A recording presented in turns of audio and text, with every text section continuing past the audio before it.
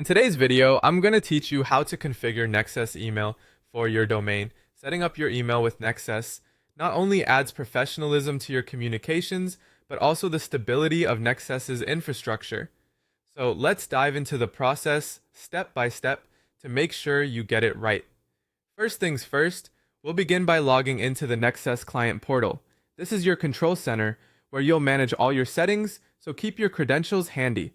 Once you're logged in, you'll want to navigate straight to nexcess.net. This is the hub for all things email configuration related. Next, it's crucial to access your site dashboard. This dashboard is where configuration magic happens, and it's essential to understand your workspace. To get there, click on Sites, then select your site of interest and proceed to the site dashboard. Now, if you haven't already created your email accounts, you'll need to do this next. On the dashboard, select the option to create email accounts. If your accounts are already set up, great! You can move on to adding a specific email account by selecting Email Accounts, then Add Email Account. When adding an account, you'll need to set a username, such as info@yourdomain.com. This will be your main point of contact, so choose wisely and keep it consistent with your branding. At this point, we'll shift focus to your domain name system or DNS. Navigate to updating your DNS or MX records. This step is imperative for directing incoming emails to Nexcess correctly. Here, you'll need to visit your domain registrar or DNS manager. This is where your domain settings live. Now let's add the essential MX records. This involves setting the priority and assigning mx1.nexcess.net as your MX record with a priority level of 10. This step ensures your emails will be received through Nexcess. Additionally, setting up an SPF record is optional but recommended for email authentication.